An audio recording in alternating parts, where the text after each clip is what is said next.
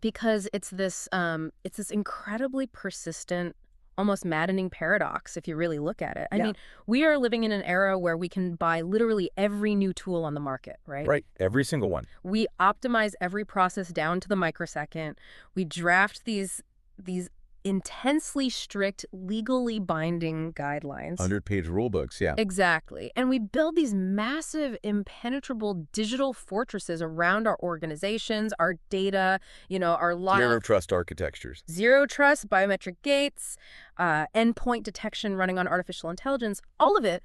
And yet, The anxiety is still there. it's still there. If Yeah. you sit in any boardroom today or just talk to a manager at the end of the day, we still don't actually feel secure. No, we don't. We're constantly upgrading the armor, but the anxiety never actually leaves the room. It just shifts to a new corner. It doesn't leave. And that lingering anxiety, that persistent, unquantifiable gap between the sheer sophistication of the tools we buy and the actual safety we feel in our daily operations. Yeah. That is exactly where we find ourselves right now. We are in dazwischen, in between. In between. Yes. It's not a place of action, at least not immediately. It's a conceptual space. Right. The space to just linger in a thought until it becomes clear, and crucially, until something remains open. I love that. We aren't here to solve the paradox today or, patch a software vulnerability. We're here to make the thinking visible. Just sitting with it. Right. To stay with the discomfort of that gap rather than rushing to fill it with just another piece of software. Making the thinking visible. I think the anchor we're holding on to in this space today is a very specific text. Yes, it is. It's Stefan's Resonanzbrief, the resonance letter from February 2026. Exactly. And the reason we're lingering here is that the entire premise of this letter just completely flips the script on how we typically handle this ambient anxiety. It really does. Because the core theme he establishes right from the very first line is profound, but it's deeply uncomfortable. Highly uncomfortable. He says, security is not a technical issue. It never really was. It is a profound decision of leadership and attitude. Attitude, yes. So as we sit in this Im-Des-Vision space, for you listening, we're not looking for a quick fix. We're going to genuinely explore how an inner posture dictates the safety of an environment. And Stefan makes a highly provocative argument right at the beginning of the text to set that up. He really goes for it. He does. He points out this human tendency that we all fall victim to, which is that we constantly search for security where it is visible. Right, where we can see it. Exactly. We look for it in the IT infrastructure, in the firewalls, like you said, the 300-page rule books, the constant software updates. Because we can measure those things. We obsess over them because they are measurable. You can point to a dashboard, look at a green light, and say, look, we are safe. Look at all the green check marks. Right. But his argument is that true security, the kind that actually neutralizes threats before they even materialize arises where it is entirely invisible. Completely unseen. It arises in human thinking, in daily behavior, and most importantly, in leadership posture. Okay, let's unpack this. Because the immediate reaction from anyone working in infrastructure is going to be incredibly defensive. Oh, absolutely. He states, security is not an IT issue. It is a leadership indicator. Which is a heavy claim. It is. I mean, I understand the philosophical weight of that, but doesn't the IT department still bear the ultimate practical responsibility for keeping the network locked down? Sure. I mean, their literal job description is to build and maintain the boundary. So if we shift this entirely to leadership posture, aren't we just diluting the responsibility of the technical experts who actually know how a network operates? It's a completely fair pushback. Yeah. But I think it misinterprets the actual function of the boundary. Well, IT's job is indeed to build a boundary. They manufacture the lock, they install the door, they set the parameters of access. But if leadership avoids taking a stance, if they view security as something they can just, outsource to the IT department, fund with a budget, and then wash their hands of it. We bought the firewall, we're done. Exactly. If they do that, no amount of technology can replace that missing responsibility. Think about the mechanics of how a system actually fails. Okay. The tools are just scaffolding. If the foundation of the leadership's attitude isn't there, the scaffolding will eventually collapse under the pressure of daily operations. So if I'm translating this into a physical reality, it's like an organization going out and buying a state-of-the-art $10 million alarm system for their headquarters. Perfect analogy. You've got Lasers, motion sensors, reinforced biometric glass, the works. It is technically flawless. The IT department did their job perfectly. Right. But then, on a Tuesday afternoon, a senior executive leaves the back door wedged open with a brick because it's more convenient for the catering team bringing in lunch for a board meeting. Yes. The technology is flawless, but the human posture completely bypasses it. And why is the brick in the door? That's the invisible space Stephen is pointing to. The IT department didn't put the brick there. Exactly. A human did. And they did it because the invisible culture, the leadership posture, dictated that the convenience of the board meeting was a higher priority than the integrity of the physical boundary. Wow. Yeah. If we trace this back to the systemic level, the IT department provides the mechanism, but leadership provides the meaning. The meaning. That's a great distinction. If a leader treats security protocols as an annoying chore, it instantly becomes an annoying chore for everyone else. I see the mechanism now, because if the CEO, rolls their eyes at a mandatory multi-factor authentication prompt. That happens all the time. Right. Or if they pull rank and ask an IT admin to bypass a security check because they are in a hurry, they aren't just breaking a rule. No, they're not. They're broadcasting an entire value system. They are establishing the actual rule. The written policy becomes entirely void the moment the behavioral policy contradicts it. The tools, just like with your alarm system analogy, they're merely the boundary. Right. The leadership determines, through their micro-actions and daily choices, if that boundary is respected or ignored. Because indifference is highly contagious. Highly contagious. When an executive bypasses a protocol, they are effectively telling the entire organization, these rules are for compliance, not for reality. Just tick the box. Exactly. And this moves us directly into the psychology of the user, because Stephen notes something critical about human behavior here. Which is? People don't click on malicious links or bypass security protocols out of pure ignorance. Wait, but we almost always assume it's a lack of knowledge, don't we? We do. I mean, that's the foundation of the entire cybersecurity training industry. Organizations throw endless awareness training modules at their staff. The animated videos, the quizzes. Yes, making them watch those terrible videos about phishing, testing them with multiple choice quizzes. But if ignorance isn't the root cause, what is actually happening in the brain at that exact second when the person with the groceries decides to wedge the brick in the door? Or when the accountant decides to click the unverified link? We have to look at the tension between two competing forces in the modern workplace. Okay. Efficiency and security. People click the link because of pressure. Pressure. They bypass a protocol because of convenience, or because the daily routine of their job is suddenly stronger than their cognitive awareness of the risk. Oh, that makes so much sense. Security rarely fails due to a lack of knowledge. It fails due to a conflict in prioritization. Because organizations are constantly pushing for speed. Always. The internal narrative is always, get this to market faster, close this deal by end of quarter, answer this client within 5 minutes. Speed is the ultimate metric. But speed without clarity leads directly to vulnerability. Because you're cognitively overloading the user. Exactly. If you demand that an employee process 100 urgent claims an hour, their prefrontal cortex, which is the part of the brain responsible for critical thinking, anomaly detection, all of that, Right. it's essentially hijacked by the stress response.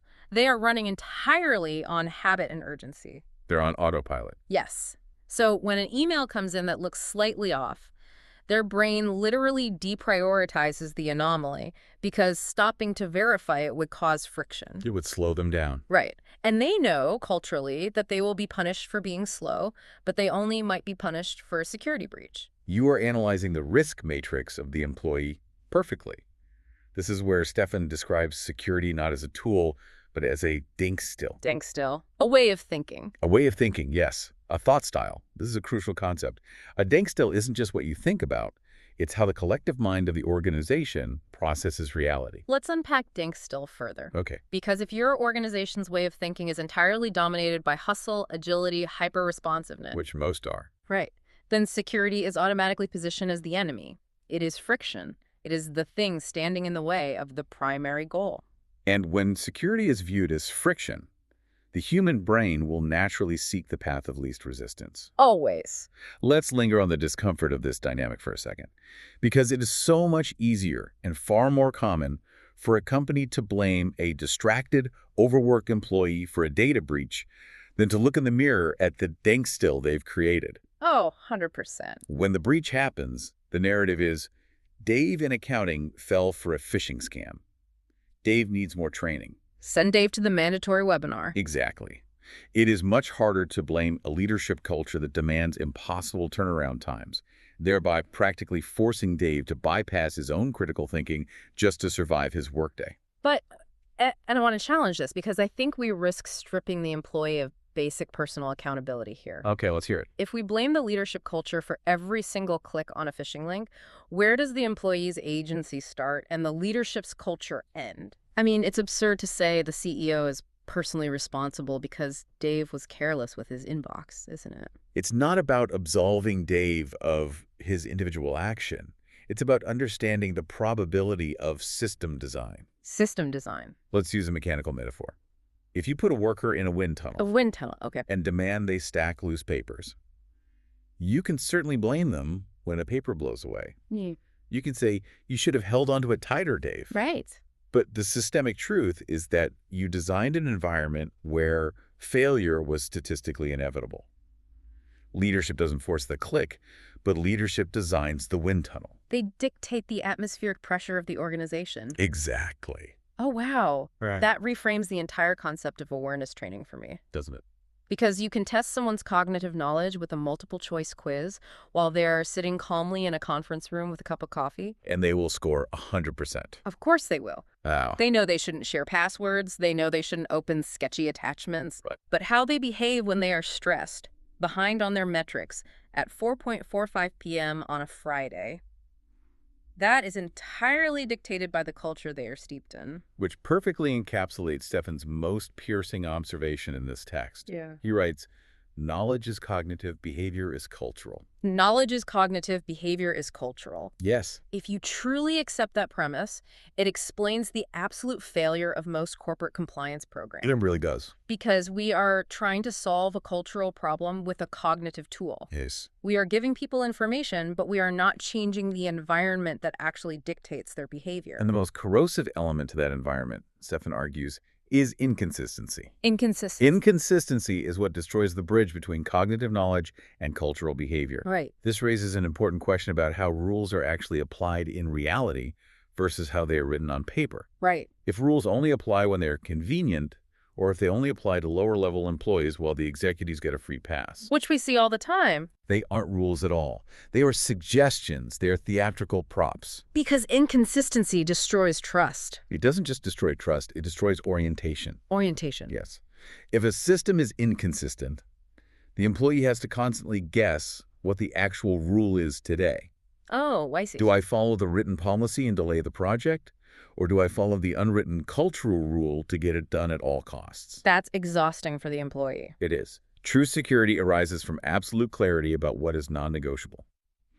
If you run a phishing simulation and someone repeatedly fails, but their misconduct goes completely unaddressed because they happen to be your top-performing salesperson. Oh, the untouchable top performer. Exactly. Your rules are mere decorations then. Yeah. You have just broadcasted your true denkstill, which is revenue supersedes security. But let's put ourselves in the shoes of a mid-level team leader for a second. Okay. Operating with absolute, unyielding consistency is exhausting. It is. Being a constant rule enforcer makes you incredibly unpopular. It creates massive interpersonal friction. If a leader acts uncompromisingly about every single security protocol, don't they just devolve into a micromanager? That's the fear. Right. The person who is constantly looking over your shoulder, measuring the distance between your keyboard and your monitor, telling you how to do your job.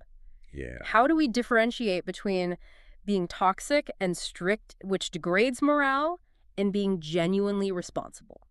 That is the exact tension we have to navigate here. And Stefan introduces a specific term for this, which is Kantige Führung, edged leadership. Edged leadership. It's a brilliant conceptual distinction.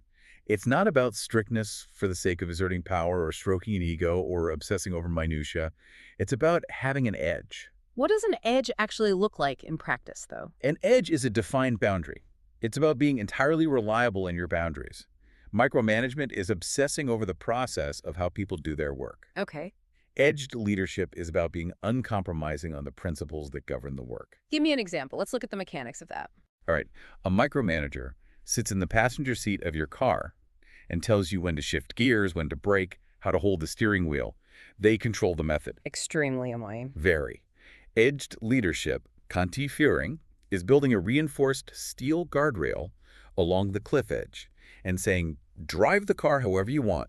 Use whatever method works best for you. But if you hit this rail, the car stops. The boundary is non-negotiable. Ah, so the edge is the guardrail. Yes. And if I am the leader, I have to be the one who enforces the guardrail, even when the driver complains that it's making their route longer. Especially then.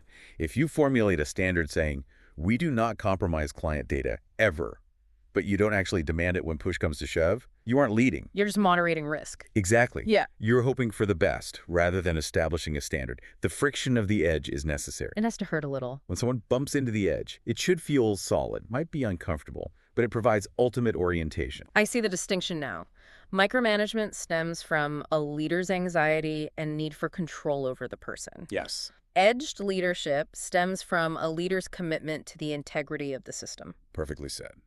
But holding that edge requires a tremendous amount of quiet confidence. It really does. And when leaders lack that quiet confidence, when they don't have that firm edge, here's where it gets really interesting.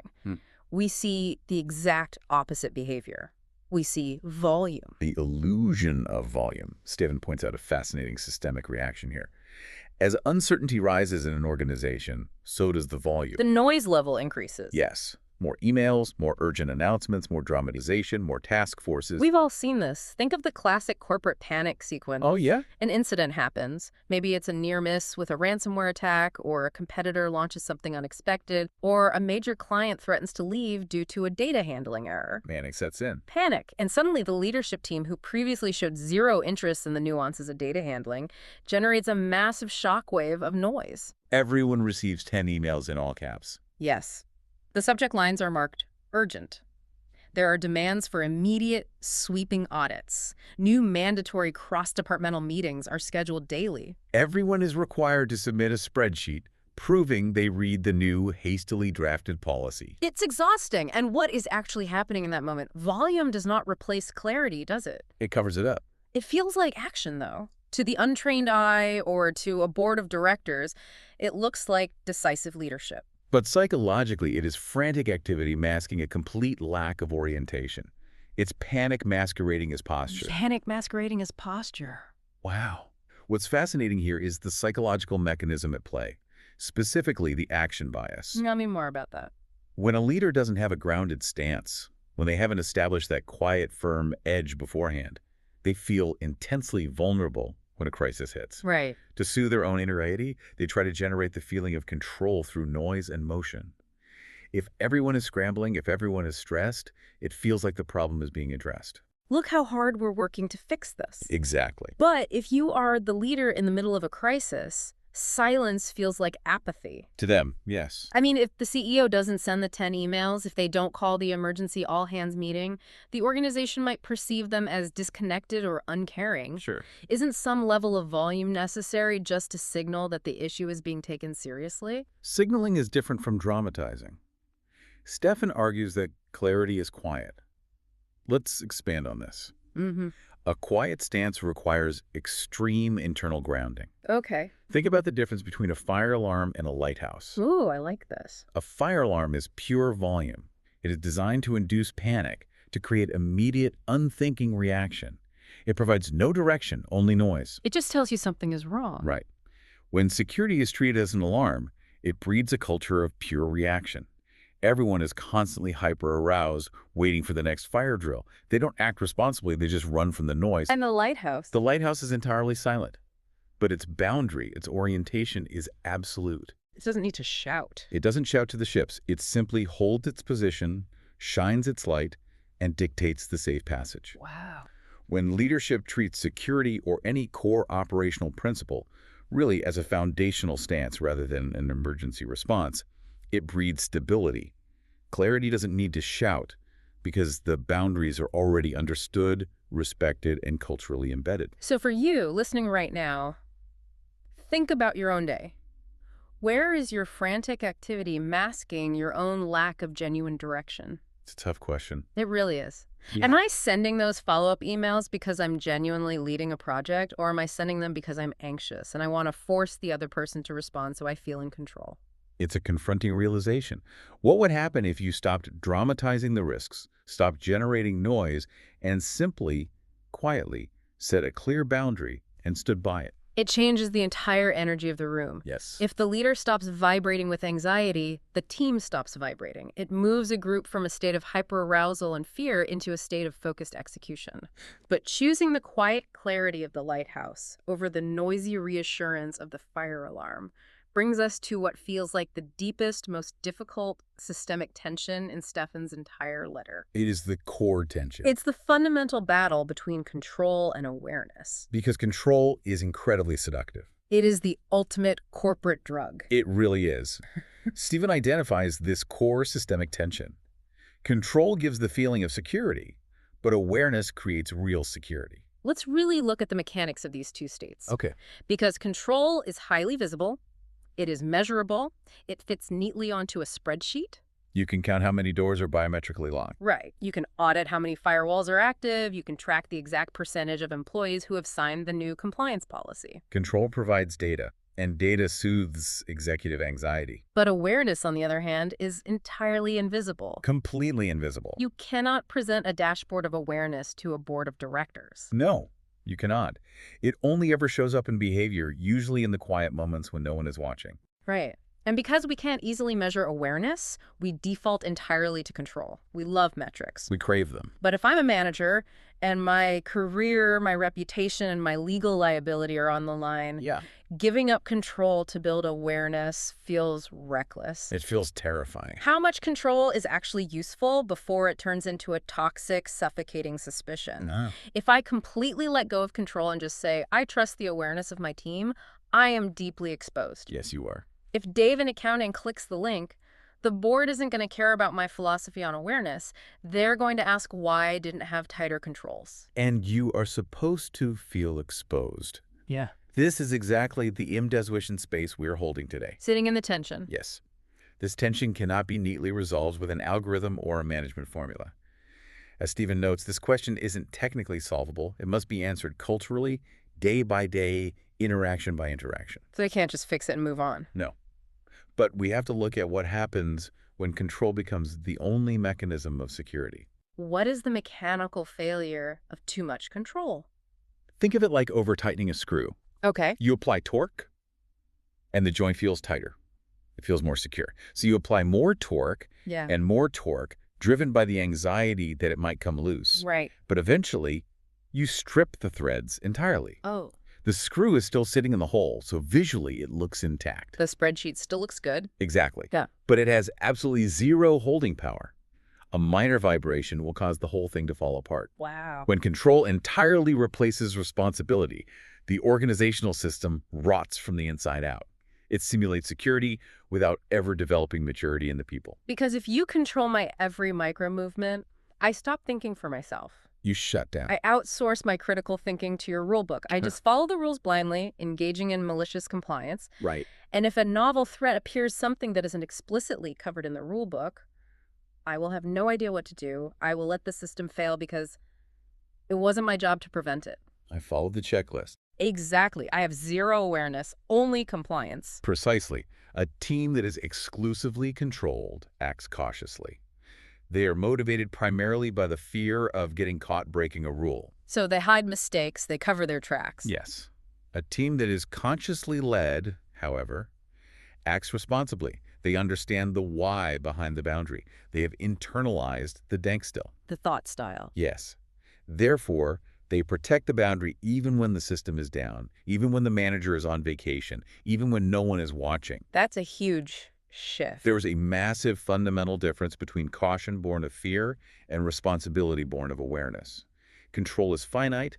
It only works as far as your line of sight reaches or as far as your software can monitor. But responsibility is infinite. Responsibility is infinite. Caution versus responsibility. I mean, that is a lens you can apply to almost any human relationship, not just corporate security. To parenting, to partnerships, everything. So if we pull all of this together, the invisible posture, the denkstill, the edge, the illusion of volume, the limits of control, What does this actually mean for the person sitting in the leadership chair? Practically speaking, Yeah, what is the practical manifestation of this philosophy? it means that security is the ultimate mirror. Stiffen argues that the decisive question for any organization is not, how secure are we? That is a technical question for the IT department. Right. The decisive question for the leadership team is, how do we lead responsibility? Security is a mirror. It reflects the truth of the culture, regardless of what the marketing materials say. It is a flawless, unforgiving mirror. Unforgiving. It shows exactly how consistent you are in your daily actions. It shows how clearly you communicate your true priorities. And, most uncomfortably of all, it shows exactly where you choose to look away. Security is a litmus test for a leader's character. It exposes where leadership has gone soft. It reveals where a manager prefers being liked over being respected, or where an executive prioritizes short-term comfort and convenience over long-term integrity. It takes it entirely out of the realm of a software deployment project. Entirely. Every single time you bypass a protocol, every time you let a minor infraction slide because the person who did it is a top performer bringing in massive revenue, you are showing your team exactly what your true values are. You're holding up the mirror. To bridge this from philosophical theory into grounded practice, Stiffen offers a very specific mechanical challenge for the month in his lead time reflection at the end of the letter. Yes, he does. Let's break down the lead time challenge because it sounds deceptively simple, but it targets everything we just discussed. It takes 3 minutes of intention to set up, but it requires a week of sustained behavioral discipline. Okay, what is it? He asks the reader to pick one rule, just one, a rule that is genuinely, truly important to you and the integrity of your system. Just one rule. And for the next week, you adhere to it uncompromisingly, with absolute quiet consistency. You become the edge. You become the edge. And crucially, you do it visibly. You don't do this to police others. You don't announce it in an all-caps email. Right. You don't use it to audit your team. You do it solely to embody the standard. You do it to build culture through action. It forces you to confront your own hypocrisy. It really does. If I pick one rule and I find it incredibly annoying to follow it flawlessly for just 5 days, it suddenly makes perfect sense why my team is struggling to follow 50 rules indefinitely. It's a brilliant exercise in empathy and consistency. It's not about generating volume. It's about quietly, firmly holding the guardrail. It is the physical manifestation of Kantige Führung. And as we trace the implications of that edge, we naturally reach the boundary of our time in this space today. We've unpacked the mechanisms of failure, the psychology of the click, and the heavy mirror of leadership responsibility. We want to gently pull back from this intense analysis now. Let the arguments, the metaphors, the tensions just settle into the background. The intention today wasn't to hand you a technical manual or to resolve the paradox of the digital fortress. No. The goal was simply to make your own thinking about responsibility visible to yourself, to pull the invisible dynamics out of the shadows and examine them in the light. Because true leadership, conscious leadership, doesn't always feel good. In fact, a lot of the time, it feels deeply systemically uncomfortable. It does. It feels like holding a heavy boundary when every single person around you wants to take a shortcut.